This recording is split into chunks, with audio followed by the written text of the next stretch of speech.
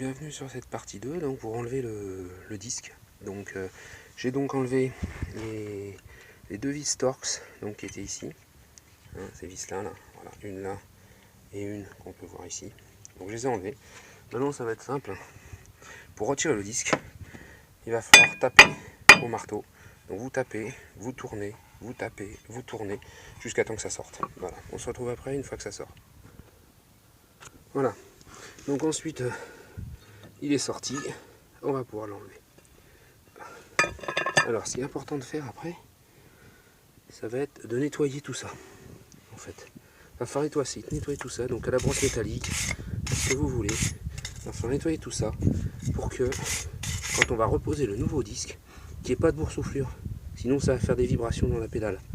D'accord? Donc ça c'est important, hein, de bien nettoyer tout ça pour que ce soit bien plat. Voilà, on se retrouve après, je le nettoie et on se retrouve après. Voilà, c'est fini de nettoyer. Bah écoutez, on va pouvoir reposer le disque neuf. Voilà. Donc pareil, hein, on va le mettre de façon à ce que les entraxes ici correspondent avec le reste.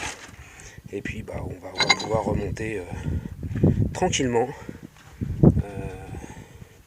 les étriers de frein et le reste. Donc on se retrouve après ça.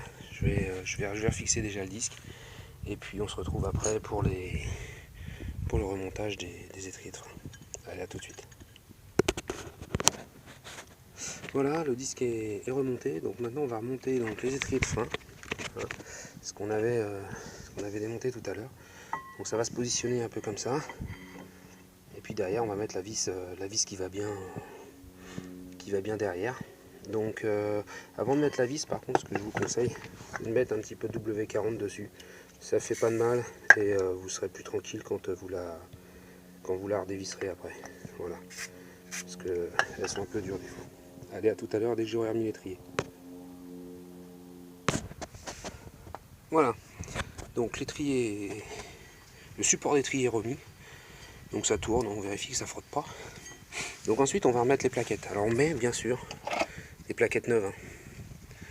On ne remet pas des plaquettes usées avec le système de freinage. Voilà.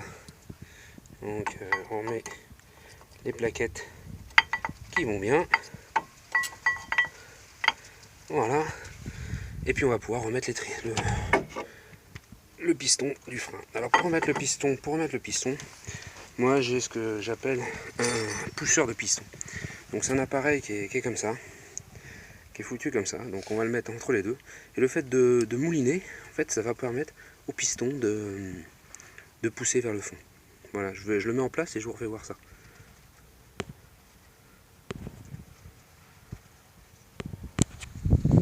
Voilà, donc ça c'est le pousseur de piston. Donc il suffit de visser ici pour pousser. Donc ça va s'écarter ici et ça va pousser le piston qui est ici. Voilà. Bon, il me faut mes deux mains, donc c'est pas simple. Donc je vais recouper et puis on se retrouve après. Voilà. Ben là, donc j'ai repoussé mon piston jusqu'au bout. Il ne me reste plus qu'à le mettre tranquillement dessus. Il va rentrer tout seul au niveau des plaquettes. Bon, avec une main, c'est pas très simple, mais bon. Voilà. Hop.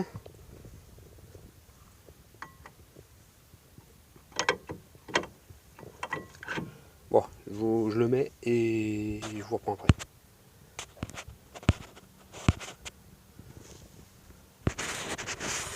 Voilà, j'ai remis en place.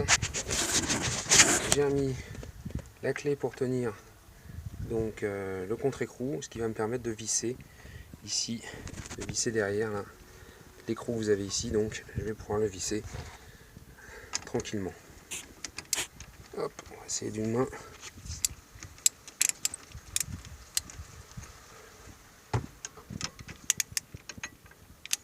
Ah, bon, je vais prendre mes deux mains, je vous rappelle après. Voilà, terminé. Il ne reste plus qu'à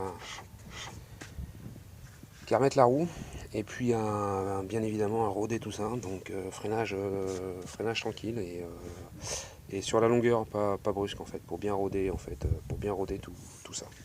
Voilà, merci, à plus tard, au revoir.